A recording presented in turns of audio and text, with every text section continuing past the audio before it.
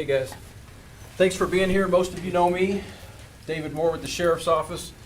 We're lucky today to have several folks here with us. We have Alex from UPS, who is involved in the initial attack.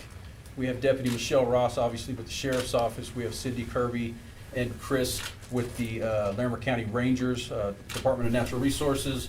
And we have Trooper Scott Boscovich, right? Okay, so that's why we printed it and gave it to you, right? You guys have all seen the video, you saw the press release, you kind of know how all this thing started. So we just want to walk through the two different attacks a little bit, the best that we can. So Alex, we'll start with you. This all kind of started where you were on Wednesday. So why don't you just tell us all kind of how it all started and how you were involved. Well, I was making the delivery, and I dropped the package at the guy's garage. The guy who was doing construction there, we usually took a couple of minutes, and so I'm going back into the truck. I'm ready to jump back in the truck, and all of a sudden there's a mountain lion on top of him. So the first thing, I was looking something to throw at it, so I found a piece of pallet, and I started hitting it, and he just took off, and that was it. Okay. Well, what did you do after the mountain lion took off? Oh, I called 911 after that. Okay. Yeah, they were there within 5 minutes or so. All right. Yeah. Okay. And so you guys were first to show up, is that correct? I was. Okay. I was coming back from doing overtime up in Estes and heard over County Channel that there was a mountain lion attack, and I just thought, well, I'm right here. I better turn around since I'm closer than y'all are. Got behind fire, went up the driveway. As we got there, then the ambulance crew was out with the victim already, and Alex was standing there, and I started talking to Alex. He kind of explained where the attack happened, and I was airing it out to County's channel, and then all of a sudden I hear them all show up and say, we found the mountain lion. And it was down at the bridge, and I think you guys were the first ones to air that out. Yeah. And I headed down and go from there. Yeah, before we got there, we got some information that the lion, they didn't know where the lion was, right? Yep. And that it may have gone into the house. So we were responding after you got there to come to your location and help with a little bit of scene security there. But we didn't make it much further past the bridge before we stopped the truck, and Chris here saw the lion coming down the mountain. And I like to talk about how, I'm in my truck, I'm on the driver's side. Left side of me is the Riverview RV Park. The right side of me is open, like hills, nothing but some folks in a golf cart that are probably, maybe 30, 40 feet away from our truck. One guy was walking around the golf cart, and then there was someone else sitting in it, and we see this lion running down the hill, and of all this open space, the lion is choosing to go towards the golf cart and towards the people, obviously. So to me, I'm not an expert in mountain lions, but I do know a little bit about them, and I knew middle of the day already has attacked somebody, and now it's choosing to go towards people. I knew there was something wrong. This is not right. So the lion was about 50 yards away when we first saw it, and it was a good trot. And so I hollered at him he was in the passenger seat with me, hollered at him to get out while I got my rifle, and then we could go. So I stepped out of our vehicle, and I saw the lion change speed. It actually changed direction, and like Cindy said, started heading directly towards the golf cart that was occupied by the two people. And so I drew my sidearm and started giving commands to both the occupants of the golf cart as well as yelling at the lion. I was able to get in between the golf cart and the lion and started yelling loud commands at it, and it actually went north. So it was heading eastbound, and it actually changed directions again and went north around the golf cart and myself, and then went down into the riverbed and underneath of the bridge that we just came over. And then it was at that point I yelled over to Cindy that it went under the bridge. and Deputy Ross was right behind us at that point. And so Deputy Ross pulled in behind. Cindy ran towards the line was heading towards the trailer park. And so Cindy started that direction. Deputy Ross and I joined up, and the line went under the first trailer in the RV park there. And I'll pass that along to Deputy Ross. So, when I first got on scene, there was the battalion chief's truck for the ambulance service, so the Thompson Valley, I believe it was, that was on scene. He was in front of me, and they were in front of him. And, I mean, this all took place in a matter of 5 seconds, maybe. I pulled in behind the battalion chief, and he was in the middle of the bridge, and he stopped because I think I don't know for sure, but I think he saw what they saw. And then I kind of hit my siren to let him know I was behind him, trying to get around. I got around his car, saw them exit their vehicle. I exited mine, and I saw the lion run across our cars, go under the bridge, and start heading towards the RV park, at which time I aired that, you know, we saw it was heading towards people, and then it followed along the creek bed, came up underneath lot 1 under the trailer. And it's important to state that Big Thompson School is right across the road from elementary school is right across the road from this RV park, and I mean literally right across the road. We had already put the elementary school on lockdown, but it was around 2 o'clock. Parents start to show up, you know, things of that nature, so we had already put them on lockdown. More deputies arrived, and I believe that is when the trooper also joined us at that point, right? Yeah, the cat was already under that trailer, and you can send her over to the left of the trailer in front, and then Me and Chris Ross were to the and Chris right. were over on the right side of it, about, 40 feet from that trailer? Yeah. And that was probably 5 feet off of Chris, and that cat was it was under there. That Yeah. line was under there, and it wasn't moving, wasn't scared of any of us. No. And it had a way to get down to the riverbed through the back end of the trailer, because it was all open. There was nothing keeping it from being there. Yep. I mean, we were just in front of it, keeping the people from the campers that were showing up to video everything, Yeah. keeping them safe from this thing attacking. And we pretty much built a wall. Yeah. And that cat looked at Ross and decided That was the best option. she was the best option to come out, and it was on from there. Well, and there were several people out in the trailer park, RV park. There was actually one that was 10 feet away from the cat, you know, trying to video this whole thing. So we're trying to get the cat's attention, yell for people to get in their trailers.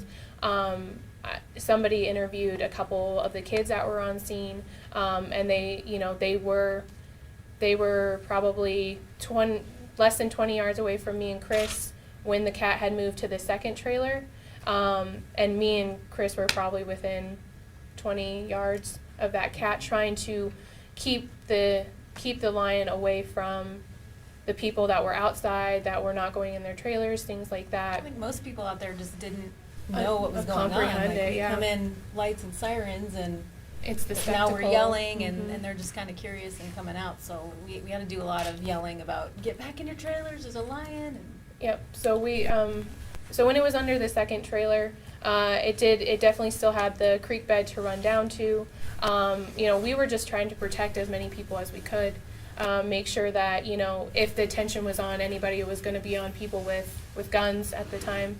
And then, you know, 2 seconds later, there was several shots. Well, it started to come out the trailer towards mine and Chris's directions, because we were shoulder to shoulder, and it started to come out towards our direction. Shots were fired, and probably within 2 seconds, it was from underneath the trailer to on my shoulder where I got bit. And So- where exactly were you injured? So I have several puncture wounds on my arm, but there's one back here, and there's a couple here and a couple down there, because when we were wrestling it reattached itself. So. Okay. What did that feel like? I mean, when the cat jumps out and tackles you, essentially, right? I mean, that's kind of what it looked like. Yeah, not to sound like a total robot, but in that second, the only thing that came across my mind was like, you need to live. So that's when your training, your your just instincts take over, and you do what you're trained to do. Chris came in and did exactly what he was trained to do, and kicked it, and I think that was it allowed me to throw it off of myself and get its attention somewhere else, which was, what really made a lot of the difference, because that cat was not going to stop. So.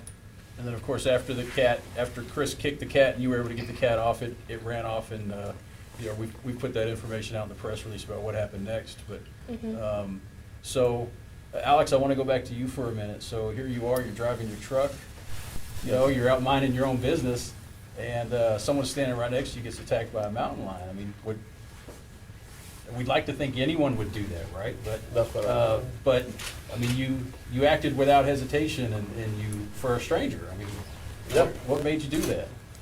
Well, I didn't want the guy to die, Right, so absolutely. The first thing I saw was that piece of stick, pallet, and I just started hitting it. Right. Yeah, and he actually looked at me, and I picked up the stick because I thought he was going to jump at me. Right. Well, he took off. Okay. Yeah. And now I've heard that you finished your route I after did. all of I this. did. So that's great. Yeah. That's awesome. I did. Well, I know the original victim, the citizen who was injured. I know he appreciates what you did very much, Oh, yeah. and he actually told me that he didn't think he'd be here today if it weren't for you. Mm. So we certainly wanted to get you here to tell your story and let folks know that these are those things that someone you don't even know can step in and make a big difference in your life. So No, for sure. Yeah. that's awesome. Anything else you guys want to add about what happened? I think Cindy and Deputy Ross hit on it a lot, but a lot of the comments I saw were addressing us cornering the mountain lion, and actually Officer Scott mentioned that as well. And we were trying to deter it from the people, like Deputy Ross said. And when we first pulled into the campground, there were at least 3 or 4 little kids riding their bikes, and they were actually right behind Deputy Ross and I, right before the lion attacked her. And so Cindy was on the west side of the trailer, Deputy Ross and I were on the southeast corner of it. And like they said, that mountain lion it could have gone north, it could have gone east, but it chose to come directly at us. And based on what we saw when we first arrived, with it changing its direction to go towards the people in the golf cart, obviously that's not normal behavior for a mountain lion, and that's why we resorted to our weapons like we had to. We felt the need was there, and we thought that was the necessary action to take care of the threat. Absolutely. And I know, we did notify DOW pretty quick. I mean, it wasn't, Before we even arrived on Yeah. scene, they had a notification. It's just yeah, 'cause they we don't know- have they have so few of them to cover. Large areas. So, yeah. Yeah, they have large National parks. territories. Yeah. And we know that they carry trank guns, and, we could have tranked it. And we weren't there just to shoot that cat. I mean, we had it, I'd say, to a point contained from going at least into the trailer park further. But if it would have chose to go down the riverbed, we probably would have just followed it. Mhm. I mean, we weren't there just to shoot a cat that day. We were there to protect citizens from getting hurt even further, and just making sure that this cat was either taken away by being tranked by DOW or what ultimately happened. But Yep. we'd rather if it went the other way, it would have been easier, but when it did finally decide to attack Ross, at that point it had to be put down by us as quick as possible. Okay. Anything else, guys? All right. So one at a time. Miles? Okay, first of all, it has rabies. You're going through rabies treatment, Yes. and what's that like? You feel kind of like a pincushion, but I'm very thankful that I'm able to get the treatment necessary for this, and all the doctors that I came in contact with at Medical Center of the Rockies have gone above and beyond to make me feel comfortable, and they've done an excellent job. What was going through your mind when you were actually attacked? You need to live. I would like to say that there's something more complex or something, but at that point, you don't really have time to sit there and ponder. You just do. When you watch back the video, I mean, knowing that's you in the video, that the cat's on, what goes through your mind? A lot of cuss words. But, mostly it's, I could have died. That was literally a fight for my life. It was either kill or be killed at that point, or defend it, get it off me, something like that. But you watch it and you're like, wow, like that cat wanted to kill me. Like, it didn't have it had its mind made up. It 6 inches away from my face, my throat, like that was it. So. And when you went back and looked at that video, did you realize all that had transpired so quickly? I mean, when you saw that video? I knew it took place in a matter of seconds. I mean, this whole ordeal was what? 9 minutes from 9 minutes from arrival the to house. the house where it was ultimately put down. So it was seconds. And then what was the rest of your question? Well, I'm trying to get into what was going through your mind. You're talking about you wanted to live. Did you think you were going to die at that moment, or what? The minute you think you're going to die, you're going to die. You got to just have the will to live and push yourself to the point where, I mean, that's the mindset that we get trained on. That's the training that we have to have is, the minute you think you're going to die, you're going to die. And so you got to push yourself to live. Your brain is an amazing thing. Your body is an amazing thing, and the things that you can push it to do when you need to is when I watch that video I threw a mountain lion off myself. Like, that doesn't happen very often. Because I'll tell you, often people give us video. When I first saw the video, I gasped for air when I saw you struggling with that cat. What was your first reaction when you saw that video play? Honestly, I was like, that doesn't even do it justice for the power that cat has, that the look on its face. But it just seeing the video, it definitely makes you appreciate, definitely makes you appreciate the hard work that my coworkers do. I mean, they acted with such courage and professionalism and did exactly what they're trained to do. Like, I appreciate the other deputies that were on scene with me, and especially these people. They did amazing. And Debbie, tell me what you did. Did you try to fight it off, or did you talk to me about the strategy that you were using to try to survive at that moment? So I don't know a bunch about mountain lions, but I do know that they go for the throat. They want to latch on somewhere, and it did try to latch on to me, but my vest carrier prevented it from digging its claws in, which. Thank you, Larimer County, for the fantastic equipment.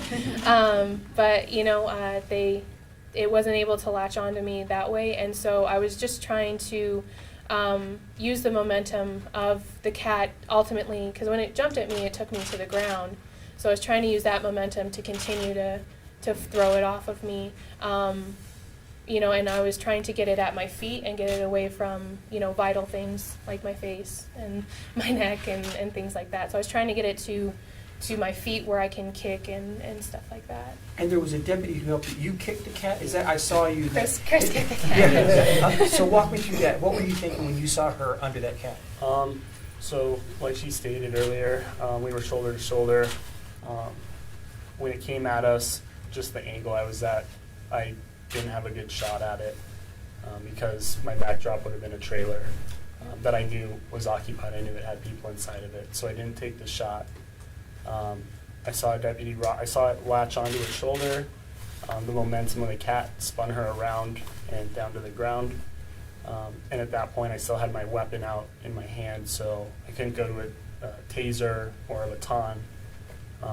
And so at that point, I knew I had to get it off of her, and we're trained in kicks for people and animals, and I thought that was the most appropriate action to take in that scenario. I had a good shot at the cat, so I kicked it, and ultimately I think that definitely helped with it letting go of her and helping get it off of her. You make, it seems like you make kicking a mountain lion like it's nothing, is it? We have a saying, we call it ranger up, so anytime, things get rough or whatever, ranger up, and I did what I had to do. And I know any one of these other people would have done the same thing. No different than hitting it with a piece of pallet, so, we have to make these split-second decisions. I knew I couldn't shoot it when it was on top of her, Thank and like you. I said, so that was my only option, so. He's being humble, Yeah. but from my Yeah. perspective, so I came around from the, let's see, that would be the west side of the trailer. Once they got set up to come back around, because I knew I didn't have a good line of fire. And I got probably about 10 feet of him, and that's when the lion came out. The lion, you should understand, was about the same height as her, stretched out when it came out.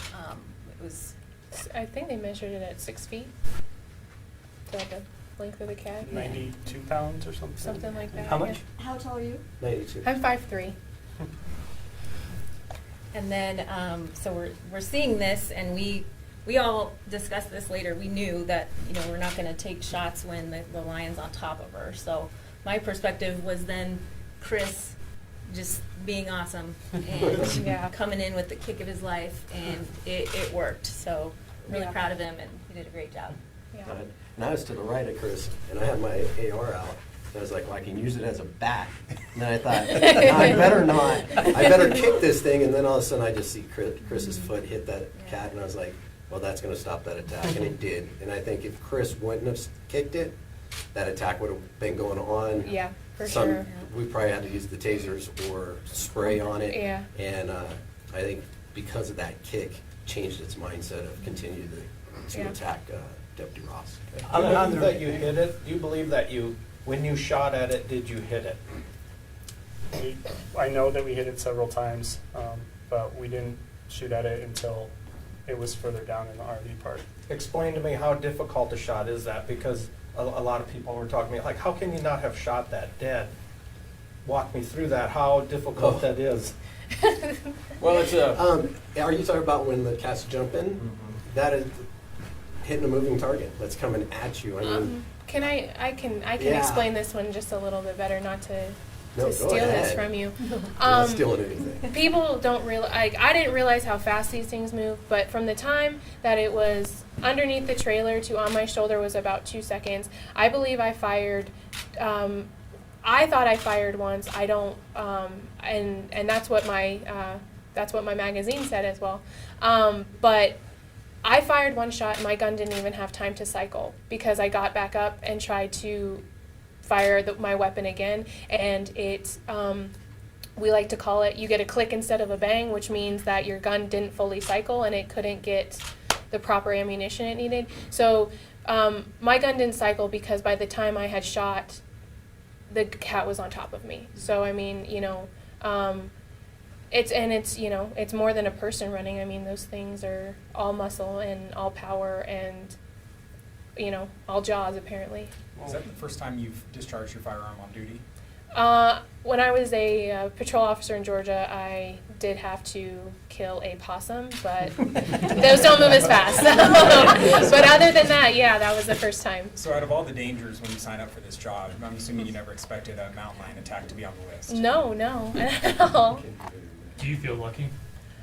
I feel extremely lucky. I feel, don't tell me God's not real because he had a different plan for me that day. So I'm extremely lucky to be here and have fantastic people that I work with. So. Alejandro, Do you what have any prior experience with mountain lions? I do not. So I've been a ranger. I was a seasonal ranger for 3 years, and I'm actually going through training now to become a full-time with Larimer County. You have any experience playing sports, football, kicker, soccer player? Not football. I played hockey and lacrosse, so. If we start a county team, though, he already has a position, so. How out of character is this for a cat? I mean, you don't even see him when you're hiking, right? Exactly. So, I mean, It's rare, but, you know, CPW can address some of the clear behaviors of the lion, but we know that in the middle of the day, that's extremely rare. We know that cats don't want to be around people. That's extremely rare. So to have all these things at once, it was strange. The rabies thing may have had something to do with that. Alejandro, what did you tell your boss when there was a bit of delay on your route? Did you call him and say, hey, what you had just done? Or Well, she Cindy didn't even know for a while. is your boss here? Yes, she's over there. Come over here, Cindy. What did you tell your boss? I mean, Well, I actually called one of my supervisors, and I told them there was a mountain lion attack, but they thought I was just a witness. So, I don't, that's it. what did they tell you when you said that you had actually helped? Well, they were like, oh, you come to the press conference then. As for you, when you delivered the news, I'm assuming you told friends and family. I mean, what were their reactions when they said that? I think everybody's I know for a fact everybody's reaction that was initially told was kind of like, haha, what really happened? right. Yeah, what really happened? And then it kind of, there's like, oh, you know, and when you get news like that, I know that it's hard to process it, but, you know, it's, people have been great and they've all reached out and it's been really nice, so. Okay. How common is it for you to do a wildlife call with what you do? Is this fairly rare, or is it pretty common to do this? I mean, I get a bunch of cows on the road call, but they don't usually try to maul me. So they stick to, you know. But other than that, I don't, as a deputy, I don't get a ton of them.